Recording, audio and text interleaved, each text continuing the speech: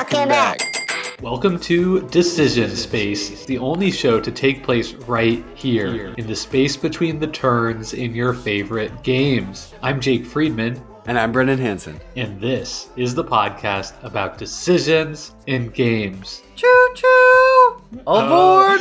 Chugga, chugga, chugga, chugga. I'm so excited, Jake.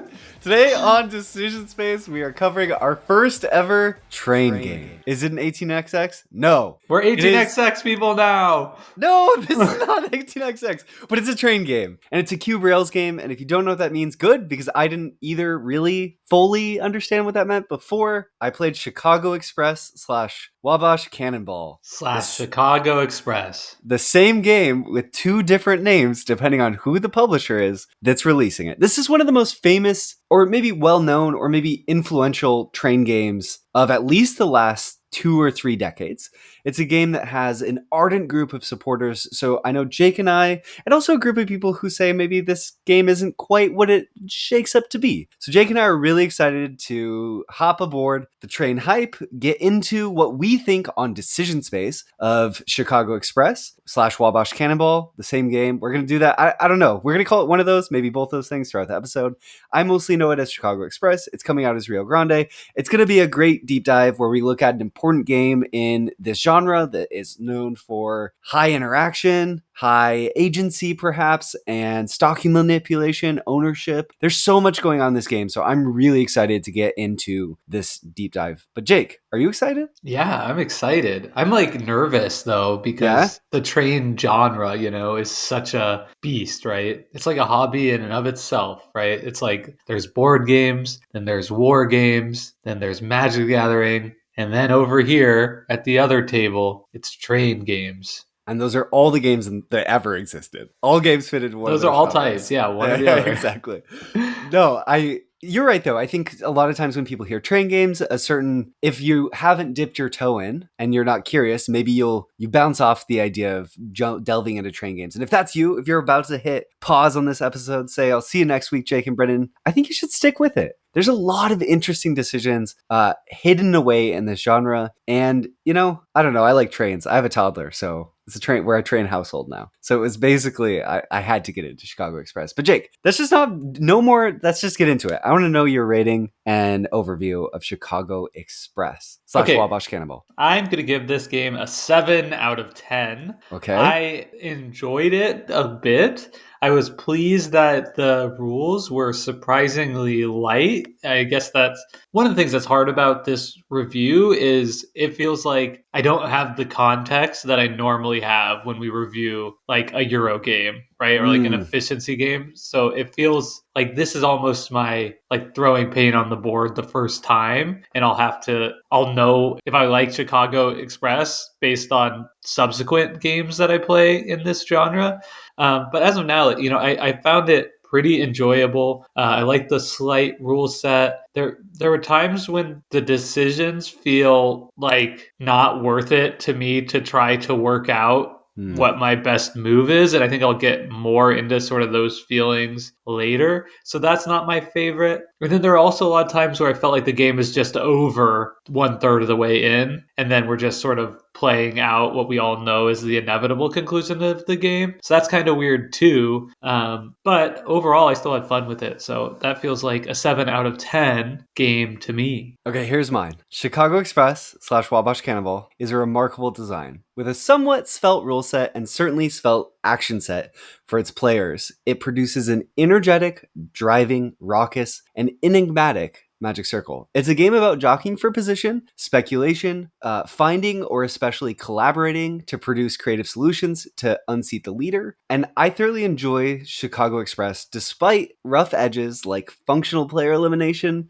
that jut into the games more frequently than I'd like and keep the game from being one that I can confidently say anyone should experience, but it's easy to see why for some Chicago Express is a masterpiece. For me, it's simply a game I'd always be happy to play. 8.5 out of 10. Wow. So I like this game a lot more than you. That's high. I think it's awesome. Yeah, I think it's a really good game. There was a lot of discussion about rating scales in our Discord recently about whether we stick with the 10-point scale, or I was sort of proposing like ripping off Rick Steves' travel book scale, which is just three triangles, which is like, you should know about this, try to see this, or don't miss this attraction. And I feel like for me, this game is kind of like, you should know about Chicago Express. I think Mm. if you're like interested in like cube rails or train games in general, it's definitely one to know about. But I don't know that I would go as far as to say like everyone largely should go out of their way to play this game. Of course, it's so easily accessible on BGA that like you might as well. I will say some other words that I should have snuck into my description that I didn't are something that really impresses me about Chicago Express is how much game it packs into a tight little box. There's a lot of different vectors on which this game allows players to interact with it, just strategically and mechanically, that we'll get into. But the other one that I feel like the word hasn't come up yet, but has to, is fragile. It's a fragile game. It's a fragile decision space. There's definitely ways, it's an auction game, so you can make terrible decisions. There's some things to help balance that a little bit. The game will let you really mess up. And also, there's a degree of players needing to collude and work together to unseat a leader in this game that I think for some people will not be of interest at all. But if your group was interested in that and working together to come up with those sort of creative solutions of trying to work together, we'll talk about how that might happen. It creates a really rich experience that forces you to think about the psychology of your table space. Things that I really like that Jake is sort of like, I want to play a Euro game. Leave me alone I think, sometimes. yeah, I think that's true. But also in practice, how many times was a leader unseated in your plays? I agree. It's not Mine as was common. Yeah. a zero, a goose egg for I me. don't think it was zero. I think it's zero. I think it, like you can like prolong. That's not to say it can't happen, but Yeah. I think you by the time at our skill level, I think we were identifying. Oh wow, that person is way out in front. It was often, or I A would little say late. always, a little late. But it's so rigid because it's like it's one auction and now they're off to the races Yep. almost. Okay, pause. We're so excited to talk about this game that we're just getting right into it, and I can tell the conversation's going to run away I from just us. can't let you go unanswered. So let's get into the game background, and then we can dive into the decision space, and we'll have our banter back and forth in a Telling fun episode. lies to our listeners. So Chicago Express was first released as Wabash Cannonball in 2007 by Winsome Games, a company started by John Bohr, who is the designer of many train games and route building games, which are for the most case, just train games in disguise. So some of the other games that he's designed are games like Paris Connection, and also was involved in Age of Steam. But it's also been published by Queen Games as Chicago Express, and there's a new edition coming this year from Rio Grande Games. That's really exciting. I don't normally do this on the show. Jake and I don't tend to talk about price very much, but because I saw it on Game Nerds, the new version of Wabash Cannonball is $30 as for pre-order, which I think contextualizes maybe why I enjoy this game as much as I do, because for that price, there's just so much game packed in that box. But we'll see how that version comes out. I know some folks say that maybe Rio Grande has a history of not presenting their train games as strongly as they could, but jury's still out on that. I'm excited to see what that release looks like. Jake, I'm gonna propose, if we cover train games, that when we do, we include fun train facts. Okay, I'm Okay? in. Yeah. Okay, so did you know, Jake, that the Wabash Railroad was operated from 1837, founded before the Civil War, and operated all the way until 1964? It's crazy. I didn't know And that. another fact for you. At the end of 1960, Wabash operated 2,423 miles of railroad, which was 4,311 miles of track. That's a huge swath of the United States covered, though they were mostly actually in the Midwest with lots of tracks all over there. But I thought that was fun to just pull in a little fun train Wow, fact. that was fun. Yay! Okay, the other thing I wanted to Next cover, time you should Jake. do it like trivia. You like ask Okay, me and I'll try and answer it and I'll just have no idea. that'll be such a good Like bit if you had every just asked time. me like how many miles of tracks they had, I would have been like Yeah. 300. Okay, next is gonna be fun train trivia. That's Okay, perfect. The that'll be brand better. sells itself. Okay. That means we have to do another train game. But it might be easy because we could explore more cube rails games. So for listeners who haven't explored as many train games, like Jake and myself, actually, you might be confused with all the terminology that gets thrown around train games like 18XX or cube rails games. Chicago Express falls into the cube rails game genre, and the cube rails games are games that take an abstract approach to their track building. So when people say that they're cube rails, they're talking about the actual orientation of the tracks being abstracted. So in Chicago Express, when you lay quote unquote tracks, you just put a train piece in a hex, and that shows that the train has tracks there. In a lot of 18xx games, you actually have hexes with different shapes of tracks on them that you are orienting in different ways, which controls the flow of the actual rails. That in these cube rails games is totally abstracted. So they're called cube rails because the rails in the original printing of a lot of these games were just represented by a cube that you would place from a given railroad in a given hex. That's interesting. I played Stevenson Rocket recently, and that did have hexes with train track shapes on it. So So it I was. have played an 18xx game. Some people do call that Kanitia XX, but I don't know if it fully. I don't know. I'm not an expert, but that's one I would love to get your thoughts on at some point in the future. Yeah, I'm a pretty big 18xxer. yeah, for sure. Come at us, trade gamers. Okay. Other examples of cube rails games include Paris Connection, which is another John Borer game, and it's also Capstone Games has a new series that's very popular.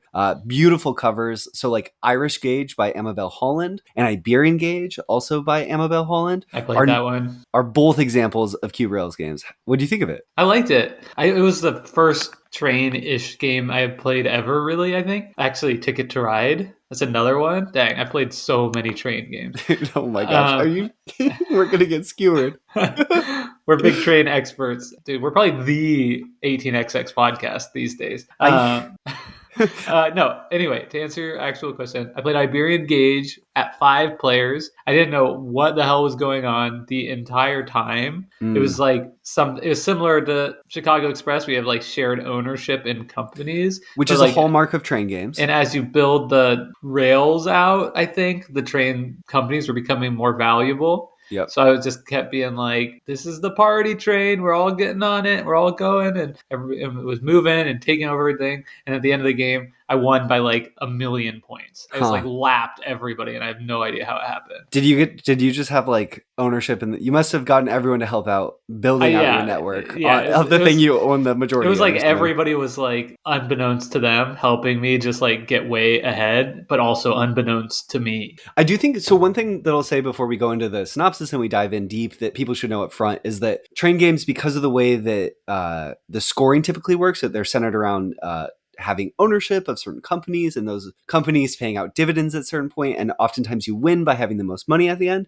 It can be tough if you aren't experienced in the genre to have a sense for the flow of the game and how people are doing. And that was definitely part of my experience with Chicago Express too.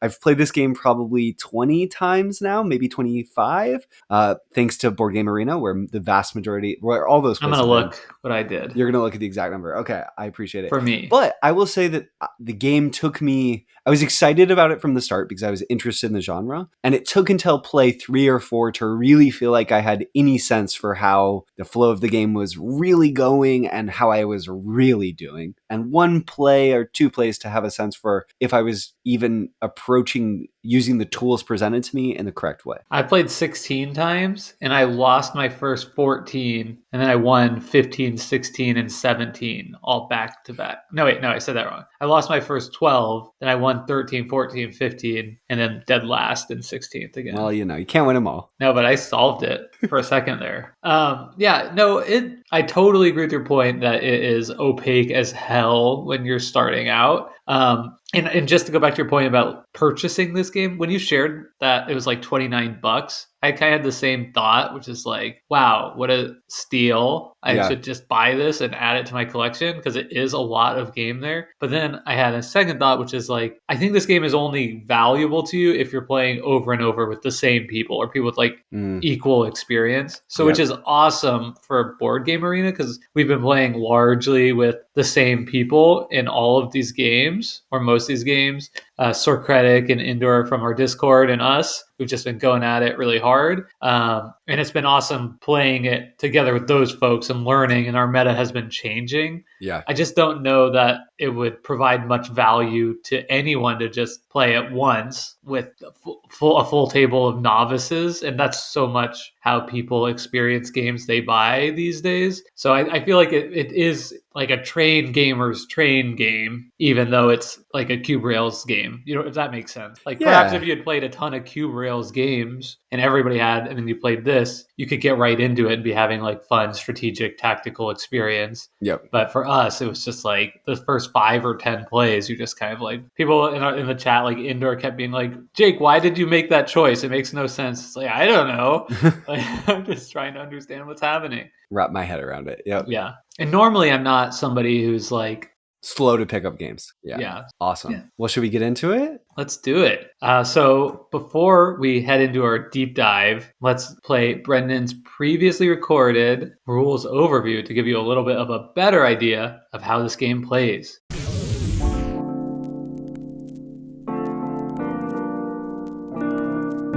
Chicago Express is a stock ownership route building game in which players have 3 key actions: starting auctions, laying train routes, and developing spaces on the map. At the start of the game, a map displaying the eastern and midwest United States is before the players, displaying cities, forests, mountains, and plains, as well as a row of starting positions for each of the game's railroads, which players will buy ownership shares of throughout the game. And these railroads start at the very east side of the map, and on the western edge is Chicago. Throughout the course of play, these companies expand westward, trying to connect their railroads to Chicago and other key cities on the map. By connecting railroad lines to cities, players can increase the value of these companies, and the owners of shares of these companies will receive dividends, cash paid out to them, at certain points in the game. This incentivizes players to increase the value of companies they own a majority share of by building track, and incentivizes them to attempt to devalue the shares owned by other players by auctioning off shares in other companies, diluting the total dividend issued to owners of those shares. Blocking routes on their board with trains also becomes a viable way to interact, either directly by playing their trains to a key locations first, making it more expensive for other routes to follow. Each round of Chicago Express is driven by 3 action dials that display a set number of actions that can be taken for each action type in the round. When 2 of these 3 actions dials reach the limit, the round ends and a round of dividends occurs, increasing the value of cash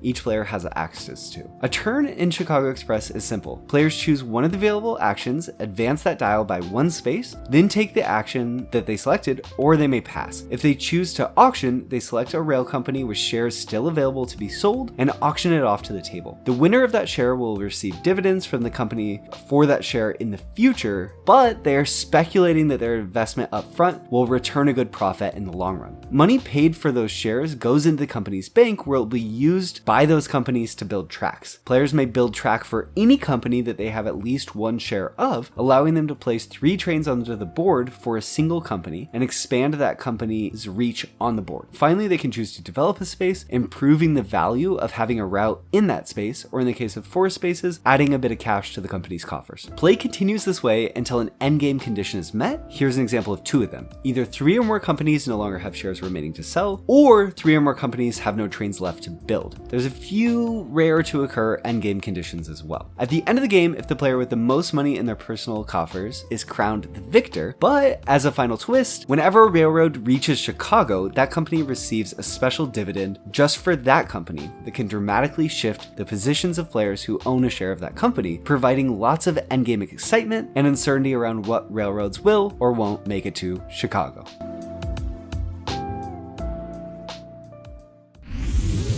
Thank you, Brendan, as always, for taking the time to record that rules overview. Hopefully everyone listening has a better sense of what the hell we're talking about in this wild, wild, crazy world of trains. The Wild West, Chicago, 1946. Now 1846. I think, yeah, I don't know when this game is actually set. What's the actual year on this one? I don't know. There's no explicit year stated, maybe. It's definitely not right at the founding of Wabash, which is one of the railroads that you unlock in this game, but it's not one of the starting railroads, which makes it an interesting sort of frame/name for this game. We'll get more into that later because we want to start this show the same way. Well, we already started the show. We want to start this segment of the show the same way we always do, which is an overview of the decision space, which I think is going to be really tricky with this game. We like typically here to talk about the size and depth of it, the feel, how clear it is, the type of decision space. And I think that the thing that strikes me, Jake, is just in terms of size and depth, there's a lot of potential options presented to you with different pieces of this game. But there are some limiting factors, which is there's only 3 types of actions a player can take. They can elect to start an auction, they can elect to place pieces, and they can elect to develop a tile. That final action is much more narrow and happens much less frequently. So you almost never want to do it. It's sort of a tactical, yeah. It's like I think stalling. it's stalling.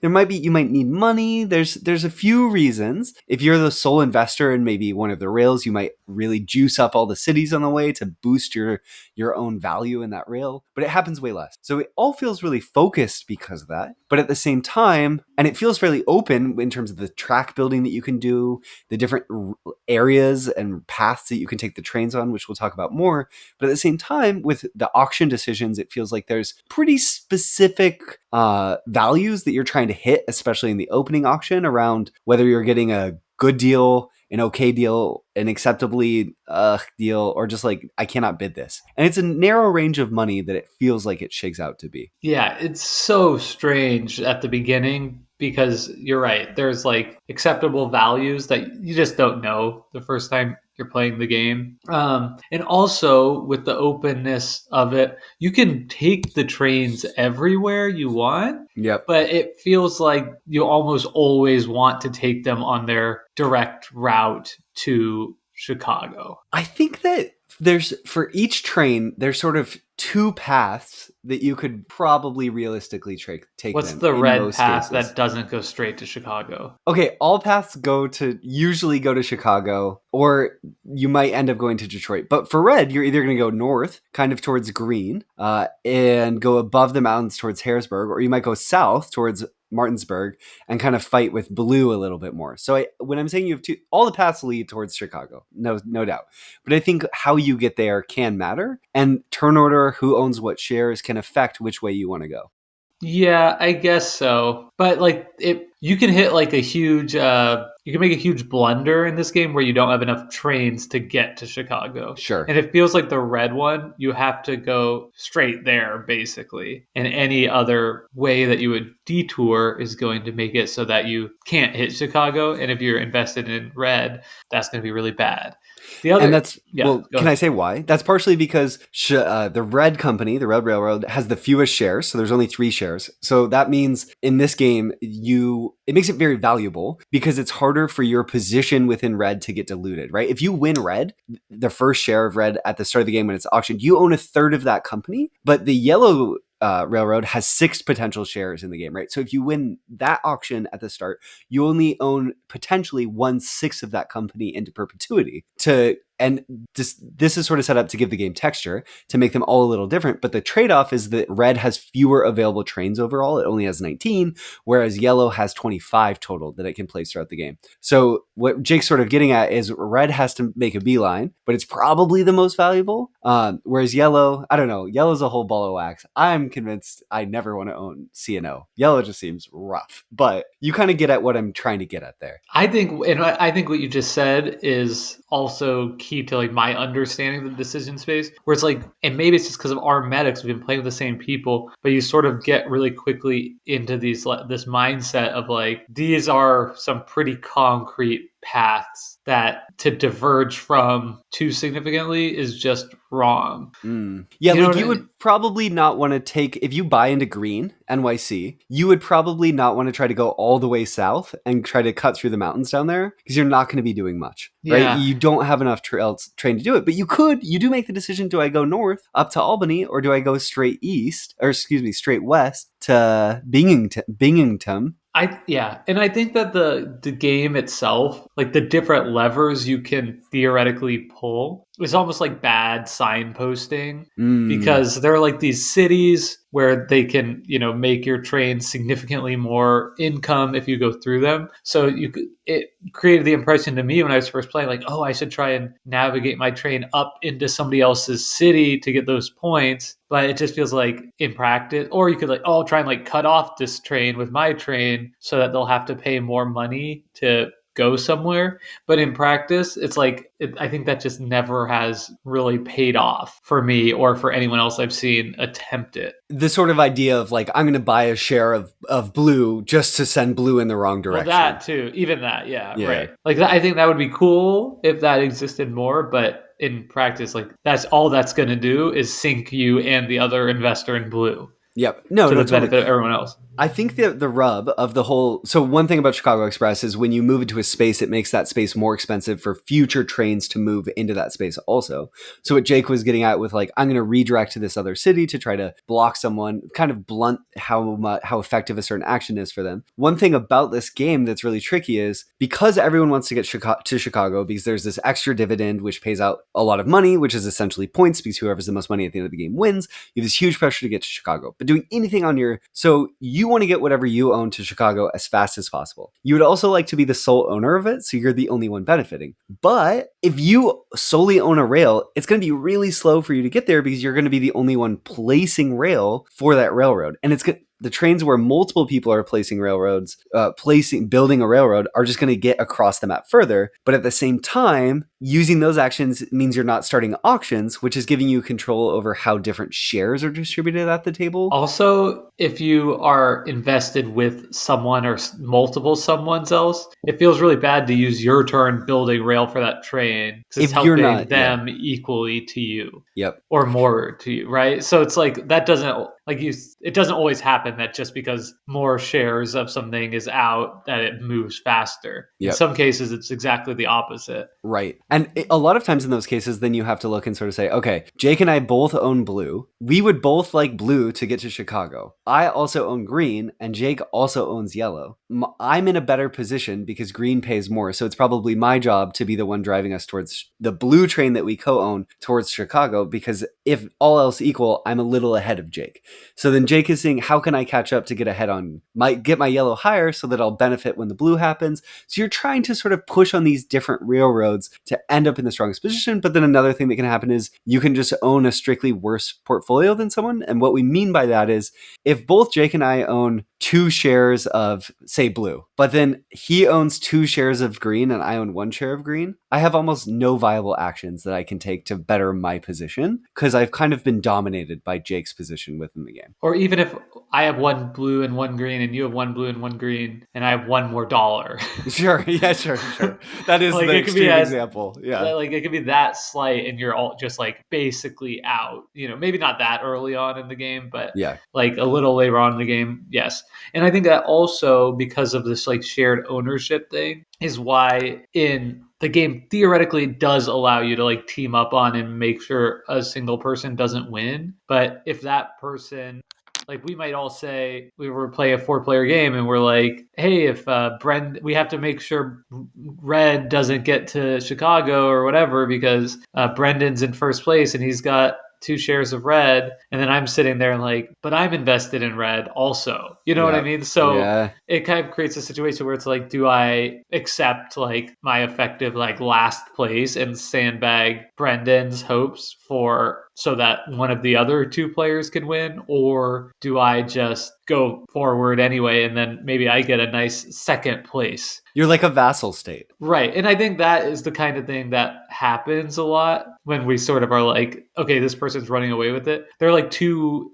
inter-invested with other players' Mm-hmm. incentives, and nobody really wants to be like, okay, fine, I'll just take last to sandbag my position for one of y'all. It's like, Yep. what's in that? What's in it for me there? Yeah. But I do think it's those dynamics are interesting and fun to figure out and to sort of sift through at the table, which is not something that typically comes up at this point in our discussion, talking about like, well, yeah, but the decisions around that are really fun. But that's just something that really drives the experience of the game is like the dynamics around trying to figure out how ownership exists and who might auction what next and Yeah. why, I think is really interesting. But let's talk about clarity real quick. Is that okay, Jake? Okay. Yeah. Well, we didn't ever talk about type either. Yeah, I'm avoiding that one. Yeah, I know. We'll come And back to it. okay, let's do clarity then type. So, Chicago Express has essentially no randomness in the game. Yeah. But there's an immense amount of uncertainty. What do you mean essentially? Does it just have no randomness? Yeah, Your no random. starting position in the auction, like I what guess. people Okay. buy? Okay. I No, guess I so. mean I don't know. But yeah, okay, it has no randomness. But it has so much uncertainty because what your opponents do on subsequent turns will impact how strong or weak a given decision is quite a bit, depending on what could happen. So the whole game to me, in terms of clarity, it feels really fuzzy, but it doesn't feel fuzzy because of randomness. It's a high uncertainty game where it's outside of later game positions where, like, yes, this is what will clearly happen. Early on, it feels fairly uncertain because there's so many things that could happen. But once people have started to commit to their positions, all of a sudden it gets very clear. But it never, like, in some games we say very clear. What we mean is, like, at the end of the game there's like one obvious thing you have to do, and I feel Yeah. like maybe that's true in like the last turn here, but even at the end of Chicago Express, like, I still feel quite a bit of uncertainty because of like the way the dividend rounds work, right? They pay out at the end of the round, so that can really affect like your auction Mm. values for things. Even right there at the end, even if it's going to pay out one more time, if you're the next to go and you can just trigger the ending dividend round, then you can make a clear valuation for what that's going to be worth. But if you have to wait 2 turns and then it's like, well, is the next person going to end the round, or are they going to maybe do another auction that can reduce my ownership of that same company, right? All those things still add uncertainty to the game, even if it's like clear where people are going, what their strategies are. And then one of the other wrinkles to add to that is in Chicago Express, you can also just pick an action to advance a dial. There's this dial system, right, that I talked about in the rules overview, where when 2 of the dials get into the red, you've used all of the available actions of that type this round. Then you can't use that anymore. But in Chicago Express, you can pick one of those actions and then just pass. So you can do a null auction, is what people colloquially call it. So choose the auction action, but then choose not to auction any shares, meaning you just are advancing the auction portion of the game less in this game with your turn, which adds this whole insane wrinkle where multiple players, if they didn't want a specific person to be able to place trains this time, might both pick to place trains. In that example, they'd probably put them somewhere else. But maybe if they didn't want someone to be able to auction a final share because the winning player maybe wants to push the game towards the end, one of the end game conditions is 3 companies being out of their shares, maybe they both pick the auction action and pass on auctioning so that the player, when it gets to them, can't do that and can't get the shares to end. And then you have a whole nother turn of the game, which adds all this more uncertainty, or a whole nother round of the game, which adds. Yeah. I like null auctioning. I think it's nasty. So basically, what you're saying, describing is adding length to the game, and then the same Right. person just wins anyway. Well, it depends. Yeah, I know. Because what if you can get your train and yeah, there's Maybe. there's a wrinkle. But yeah, it depends on runaway leaders it's tough. Yeah, it is. And I mean, it is also a short game, we should say, too. Yeah. So a runaway leader is not like the end of the world. This is not 18xx where we're sitting around the table for 3 to 6 hours. Yeah. This is like, what, 45 minutes to an hour? To an hour, yeah. Which I think is part of what impresses me so much about it as well, is how fast it is. Yeah. Okay, let's do the type. We have to do it. We got to stay on brand. I was going to say it's dynamic. Interesting. Which is interesting because the actual like decision options you have is static, but the meaning of those is so dynamic with the state of the game. Yeah. Like the thing that's changing is the board and ownership and shares, and that makes the effective use of any given action feel much more dynamic than in the type of Euro games that we typically cover. Yeah, I think that's fair.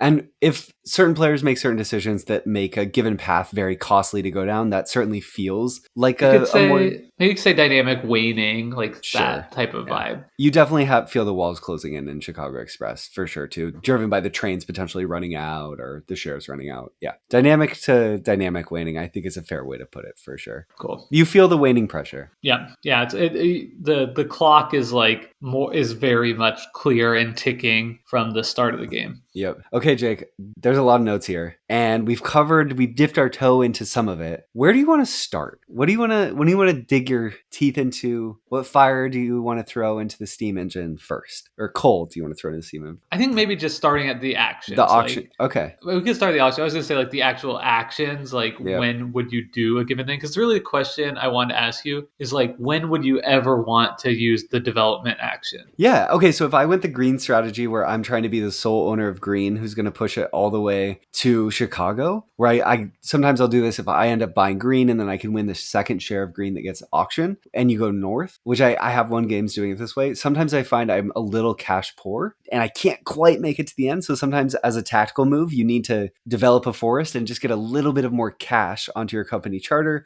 so you can pay to place the final rails. And then also I'll do it if I'm in green also up in the north or sometimes yellow all the way down in the south where I'm the only one improving certain cities that no one else has a chance of getting to. So I'm increasing the value of that rail line on a given turn. And especially if I'm maybe slightly behind. So I don't necessarily want to be auctioning because I'm not trying to get into a new color. So I don't want to auction a different train company. I don't want to auction my own color because I don't want to devalue my own company of green by just auctioning it off and letting someone else get it, devaluing my shares. And I can't build because there's no build actions. Maybe I'll develop and increase the value of my shares a little bit, knowing that no one else will be able to leech in. That's interesting. I Yeah. don't know that I've ever been in a position in this game, except for when I make the huge blunder in the Wabash auction, where then you don't have enough Money to money get to to get to Chicago.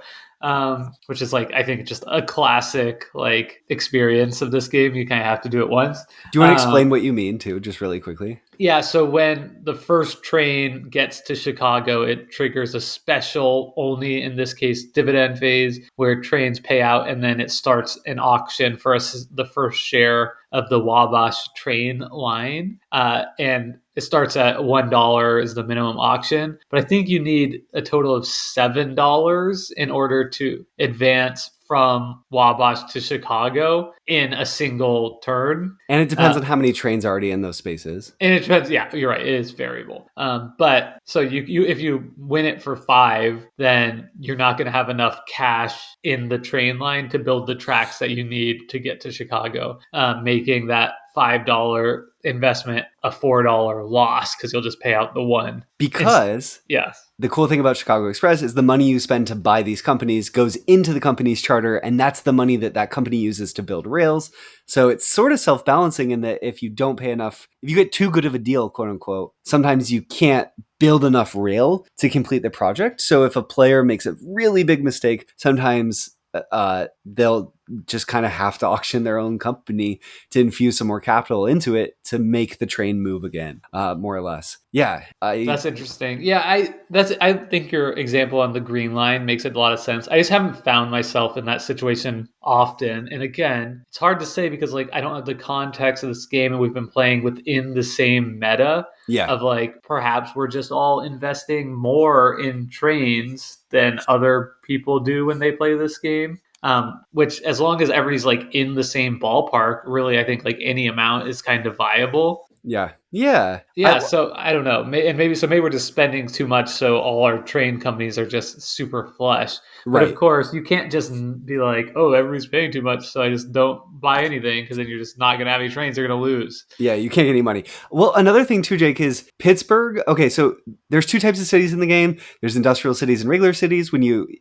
It's so weird. I bet listening to this, people are like, "This game doesn't sound simple at all," and I know but it is. It's like the core mechanisms are super simple, but it definitely has like it's edge another just case. like finicky thing. Like there are just like way more edge cases, I think, than need be, and I think that this is probably again showing its age a little bit, and it's a great comparison to like the Iberian Gauge game I played, Yeah, which is like similar with no edge cases at all. Because interesting. yeah, you like move to different places. They do slightly different stuff, different things when you develop on them, And and it almost never matters. It's like and all edge case stuff. but part of it too is it's trying. One really impressive thing about Chicago Express that we've talked about this game a lot, Jake, but I've never talked to you about this. But I think that one thing that really impresses me about this design is it accomplishes all of this while also trying to be somewhat historically accurate to what's happening and to have somewhat historically accurate things play out, which is kind of neat. So like when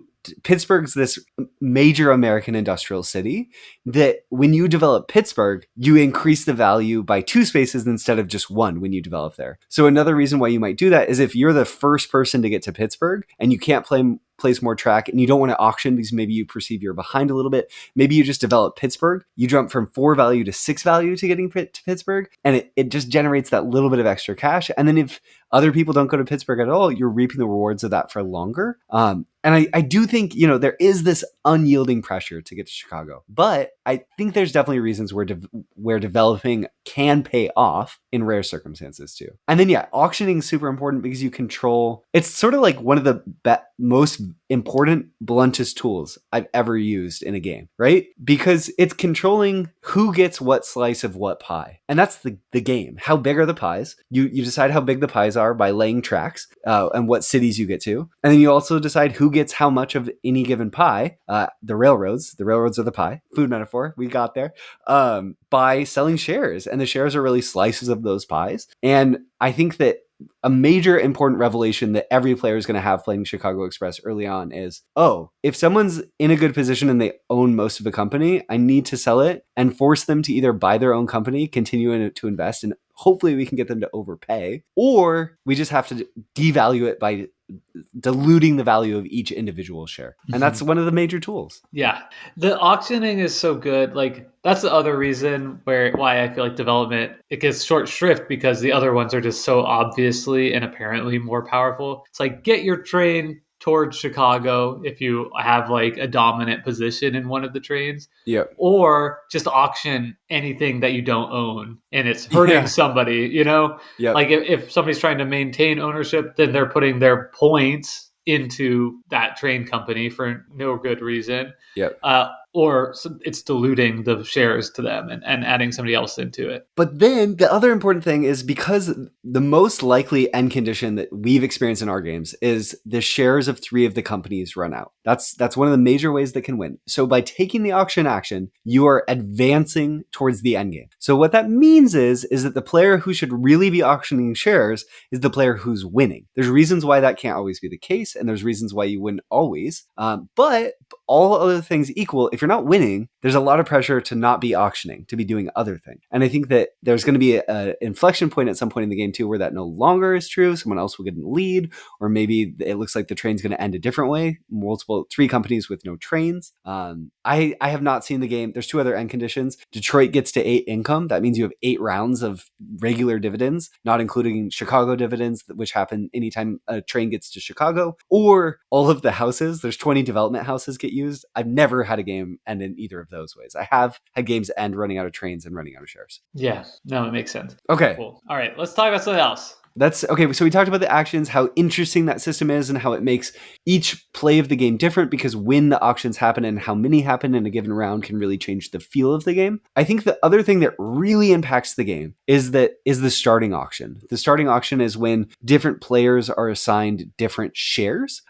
So you go through and auction off each of the starting companies, which are the ones that are all the way on the East Coast that are trying to move west towards Chicago. That black railroad, Wabash, that we talked about, that starts really close to Chicago already, isn't available until someone gets to Chicago. That initial auction is where you really can figure out who's in a strong position early on, and it can really deviate by player count how those auctions play out. Also, because the total money in the game is always the same. It's always $120. So you divide 120 by the number of people playing to get the starting money. So how much people feel like they can afford to spend on a given company share at the start, and maybe even how strong they perceive that company to be, can really shift based on a given player count. Also, Jake, really quickly, this is the most natural time to say this. Chicago Express, that version of the game that we played, says it plays 2 to 6. The Rio Grande version says 3 to 6 players is what Chicago Express plays. I think that's absolutely true. This is not a game anyone should be playing at 2 players. I've tried it. Don't do it. I think I've also played it only at 4 players. So I guess just know that and take all my opinions with a grain of salt, because certainly the meta is going to change a lot, and how much you can bid and stuff, you would think. I like really 3 or 5 or 6. Yeah, I've played it at 3, 4, 5. I don't think I have a game at 6 yet, but I love it at 5 because sometimes what happens when you're playing a 4-player game, there's 4 starting companies. You all kind of settle into a company that feels like it's your primary company. And at 5, you're just scrapping because everyone Well, wants a piece of the pie and there's not an even share. but I wouldn't say in our 4-player games everybody gets one share. That's very true. Often it feels like Someone gets 2 shares. somebody's getting 2 shares, somebody's getting 0 shares, and that was when I broke the game and won those 3 times in a row. I just realized that people were bidding too much, and I could, with my first move, bid get the same red share that somebody just bought for 17 for 15. Yep. And a And huge part of nobody would that. have enough left over to like counter me. Yeah. Can I clarify for the audience of people who haven't played? So Yeah. Jake realized if we all opened up our auctions at 4-player, you start with $30. If you all open up your auctions at 17, paying $17 for shares, everyone's going to be left with $13. And when the next round started, the actual opening play of the game, Jake could just auction and buy shares of those companies at significantly cheaper. So he provided a lot of downwards pressure on the market because he identified that people were overpaying, and we have kind of like adjusted from there. Yeah, and that's like such a cool thing about this game system, right? It's like there's always an answer baked into the Yep. system, but you have to identify it and you have to coordinate with other people. There's never like I can solve this alone. Like for this, the solution there would be like, okay, if I am coming into that first round of the game with a cash advantage and y'all are cash poor, then if the first 2 people to go, if you go before me, auction off like the railroads that are like not as valuable, yellow or green, that puts me in a really tough position of like, do I buy one of these or do I, keep? You don't want to go into the first dividends phase without a single train. That's pretty rough. And it's also rough to spend all of your money and not have money to participate in auctions because then other people are going to potentially be getting really good deals. So you have to take that into consideration. Oftentimes, if you do get ownership of shares early on, you want to see those shares pay out as quickly as possible before the value gets diluted from its first dividend. And other people can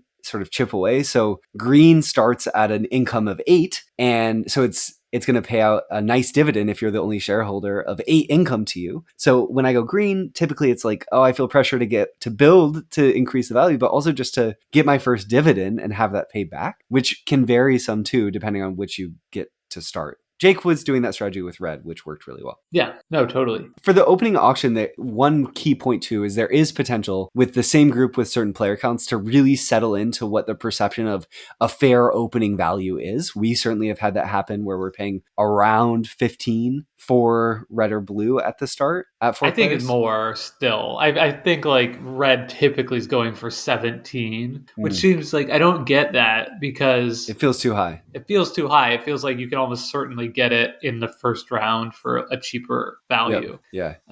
But for whatever reason, red still tends to go for 16 or 17, and then it's like blue is like 15 or 16, green one less, and then maybe yellow one less. I think a huge part of that, Jake, is because it's really hard to evaluate how much a given share is going to be worth in the long run. And then just full stop. That's one potential end. But then also on top of that, it's so hard to evaluate what the other things that you could be doing with that money could be worth. So all the other potential shares you could be investing in, right, at the outset of the game. So it's so fuzzy. And then there's also this psychological pressure of I don't want to be left off getting a share in the beginning. I don't know that strategically that's a bad thing, like you were saying you identified, but it just kind of feels bad to be like, ugh, I didn't get picked, you know? Yeah, but if the other people are blowing it, Yeah, it's then you actually don't want to. yeah. Yeah.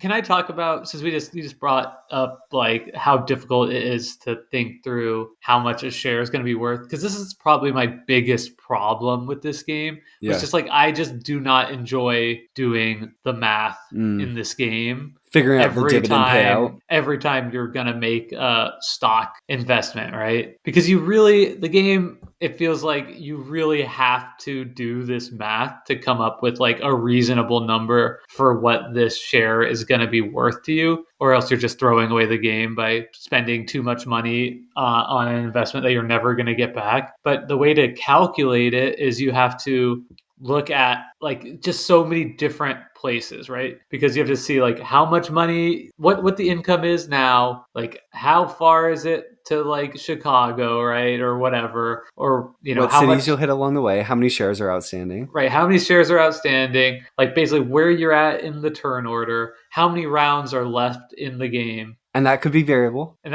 you don't, and none of these things you really know for sure, because in a lot of cases, like, you have to make this guesstimate about what other players might do before or after you in the turn order. And I just like don't love that. Mm. Maybe like for some people it could give them like the freedom to like not try and math things out as much, but like the game is so willing and able to allow you to blender away everything that it, like, to me that's not satisfying. So I feel like I spend a lot of time playing this game trying to like do this kind of arithmetic of like what my investment might be worth. And that's just not something that I find particularly fun. And that's purely a subjective, like, me experience. And there's also a lot of like other math in games that I don't mind. But I feel like if I'm doing math in the game, a lot of math in a game, I want it to feel like maybe a little bit more clear to me. And I also feel like not being good at this kind of math maybe is like making my experience worse too. I feel like it takes me time to work through it every time, and then I don't really know, and I'm just like, it just kind of drives me crazy. Ugh. Multiple division. It's just tough. It is, and I mean, you gotta do division. I don't want to divide. There is I want to decimal. add. There are decimal values in this game. I think I hear what you're saying, Jake. It asks you to do your homework, and it's sort of the cost of doing business for the framework that it sets up. And I think for a given player, whether or not it's worth it to do that is going to be how much you like the game that produces comes forth from it. And I also think that it is the kind of thing where it's like the more you did this kind of math, the easier it would get to kind of figure out and puzzle out and Yeah, solve, which is maybe part of the reason that people who play these games a lot end up playing these games even more and liking these games even more, because it's a thing that would come quicker to, you know? yeah, that. And then you do all the math, spend all the time, and then Brendan's like, I want to get second place, so I'm just gonna like rocket the Take a first sub off place the board. person into Yeah. Chicago anyway. It's like, well, great. Yep. Yeah. That's part of the fun.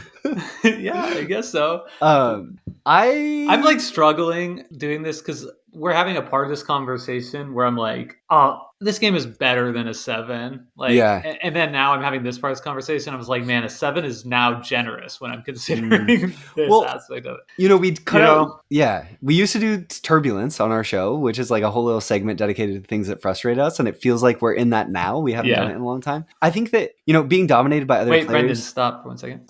This is your captain speaking. We are now approaching a little bit of turbulence. Please return to your seat, buckle your safety belt.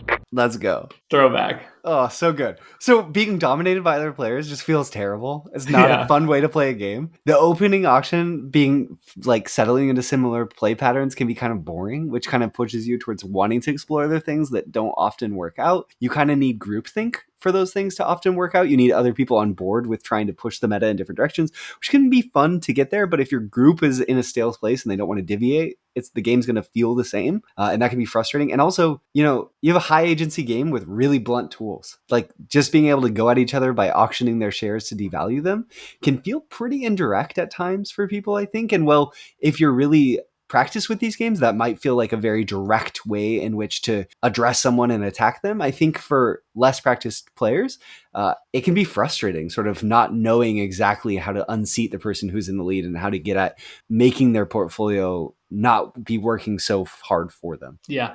It's also a game that can provide like really obvious feedback at times. Like if you buy the first share of Wabash and don't have enough money to get to Chicago, it's like, oh, I definitely messed that up. But in many other cases, and more often, I feel like it doesn't really provide a lot of feedback, right? Where you can just be playing this game. My experience was like playing this game and losing, playing this game and losing, Yeah. playing this game and losing. And I really think it took me like 10 or so plays of that experience before I really started like understanding the implication of anything in this game. And that's more than I want. And Yeah. perhaps somebody hears that and they're like, that's awesome. Like, because that means there is a ton of depth here. But I think that opacity of just the decisions you're making in this game to somebody coming, and again, maybe if you're a trained gamer, you won't have to deal with that at all. But if you're like me, coming to this genre basically brand new, that was what I dealt with. I want to talk about the feedback slightly more, because here's the terms that I would put it in. You feel the feedback of blunders acutely in this game. You feel the feedback of mistakes rarely, and the feedback of good decisions rarely. Yeah. And that's a frustrating place to be, because when you make a blunder, you sort of know, okay, great, I made a blunder. But to not even know where to improve necessarily on your decisions in those first couple of games, and then to not always be able to see why someone who won can be tough. And yeah, you have to be in it to really want to sort of say, how do I unpack this game? And if you do, it's rewarding. Also, somebody's blunder is going to be somebody else's like benefit, right? In a lot Yeah, of yeah. cases too. So it could also have that thing where it's like, oh, I was in pretty good shape, and then this happened, and now the like player Y or whatever is going to run away with it. Yep. Okay. Some other things. Now we're leaving the turbulence back to clear I want to sailing. stay. So I'm leaving. Jake's staying. We'll see how the rest of the show goes. Is the Chicago dividend. So we've mentioned this mechanic a couple times. This is really key. It's a huge part of this game that makes this whole game tick. And that's that when Jake mentioned, whenever a railroad for the first time gets to Chicago, a dividend just for that company is issued. So that's huge because it represents comeback potential. And it's not a foregone conclusion that everyone will get to Chicago. So that really matters. And then also the first one, it triggers the sale of the first Wabash rail, which is an extra rail that gets added, and it adds even more comeback potential where if you sequence things correctly, you could potentially put yourself in a position where if no one else has much money, maybe they've just bought a bunch of shares, you get your railroad into Chicago, you get a nice dividend giving you money back, you use that to buy the Wabash, all of a sudden you run it straight into Chicago, just ram it in there, get another dividend for that line, juicing you even more, all of a sudden you have comeback. And what I love about this mechanism aren't the mechanics of it, it's the uncertain potential that it adds to every part of this game, where because it adds so much potential value to the end of the path, it's hard up until someone gets there to know how much a given railroad is totally going to be worth. And as long as things stay fairly close, it leaves a lot of tension in the game up until the end. Yeah, it's so wild because it's like no matter.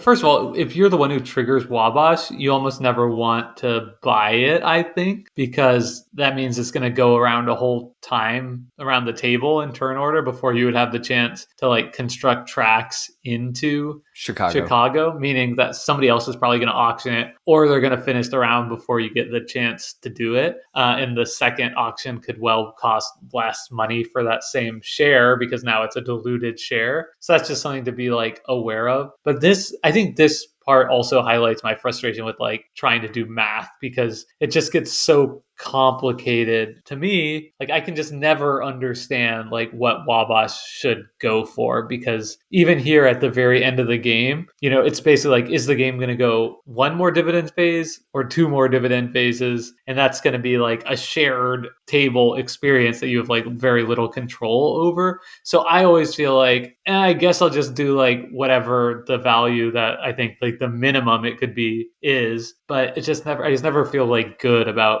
the decisions I'm making at this point in the game, because there's so much uncertainty potentially around that. So yeah, you're kind of opting into a risk. You're speculating. I mean, yeah, there are times sometimes like it's like, oh, okay, it's really clear. I can have it for this much, and I'm next in turn order, so that's great, and it's like a slam dunk play. Yeah. But more often I find that not being the case. Well put. I think that's closed, Jake, by talking about maybe what sets this game apart or some of the things that stand out about it. Okay. Maybe not set it apart. So the one thing for me that we haven't hammered home on right now that I want to is that I think that the board in this game is incredibly well designed. There's lots of little decisions around pathing that I think add to the depth of this game in a way that I'm only starting to appreciate and understand in a meaningful way, especially combined with the puzzle over shared ownership and actions, right? Where decisions around, do I go into the mountains here or do I just swing up into the forest? And when you choose to block or to take a certain path based on who owns what, I find really interesting. And I'm only just starting to like fully unpack them. And that's the thing I really love about the game. I also think it's really cool how each railroad more or less has two viable paths that you could be choosing from. They each have consequences for how the flow of the game works, the amount of dividends you'll get at certain stages, and the potential of other trains around them. Yeah, I mean, I agree, except for red, which only has one viable path. Yeah, I think for me, the thing that sticks out about this game, and I don't know if I think it's this game, but it could also be speaking to my experience playing it, is that it feels like because it's quick, because it has a kind of manageable rule set, it creates an awesome ecosystem for like a meta to grow and Yep. adapt and change if you're playing it over and over with the same number of people. And I've had a ton of fun playing in that ongoing game with you and some people from our Discord. And I would totally want to keep playing it. And I will. And I think for me, like Board Game Arena, having this is like the perfect medium for this to sort of exist. I would love even more to play it on the table with that same group of folks, but I don't know that I really have, like, for that same reason, like The social dynamics, yeah. just the way I play games, like I don't know that it's going to have a ton of value for me, like being on myself in my house. Yeah, I think that's really fair. And it's going to vary player to player, group to group, whether or not people feel like investing the time in this one game to get back what it could return if you make that investment. And again, I think it's just worth reiterating that if you're like a Cube Rails person or a train game person, you've already probably done that initial investment. Yep. Yeah, totally. Okay, other things about this game that I think sets it apart for me as an experience. We talked about the rules to depth ratio just being great. There are a fair amount of rules, but the depth just feels so great that it's right there. It's quick, so it packs a punch. And then for me, Jake, the thing that came to the forefront was just how many different mechanisms or dynamics or game elements kind of fit in this box. So here's a list that I came up with that might not even be all of it, but flavors that you get to taste when you play Chicago Express: speculation, cash flow management, stock ownership and manipulation. There's a spatial puzzle, route building, shared incentives, auction, and a player controlled endgame. That's a lot of stuff in this one game. Yeah, no, it definitely is.